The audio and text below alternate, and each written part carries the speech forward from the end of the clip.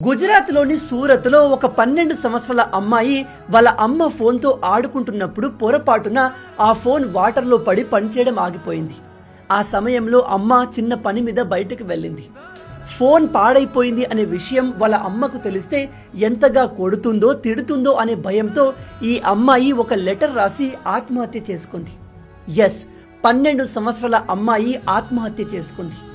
ఈమె లెటర్లో ఏం రాసిందో తెలుసా? అమ్మా, నేను పొరపాటున నీ ఫోన్ని వాటర్లో పడేశాను. నువ్వు నన్ను ఖచ్చితంగా బాగా తిడతావు అని కొడతావు. అందుకే నువ్వు ఇంటికి వచ్చేసరికి నేను ఈ లోకంలో ఉండకూడదు అని డిసైడ్ అయ్యాను.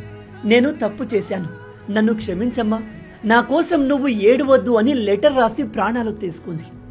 ఈ విషయం నేను మీకు ఎందుకు చెప్తున్నాను అంటే, పిల్లలకి తల్లిదండ్రులు అంటే గౌరవంతో కూడిన భయం ఉండాలి. కానీ ప్రతి చిన్నదానికి మీరంటే వాళ్ళు పిచ్చిగా భయపడేలా ఉండకూడదు.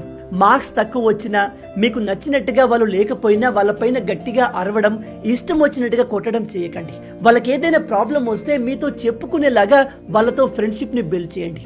వాళ్ళు తప్పు చేస్తే తప్పు అందరూ చేస్తారు, వాటి నుంచే మనం కొత్త విషయాలు నేర్చుకోవాలి అని చెప్పండి. గుర్తుపెట్టుకోండి, పిల్లలు తప్పు చేస్తే సరిదిద్దుకోవచ్చు, కానీ వాళ్ళే లేకుండా పోతే తట్టుకోగలరా?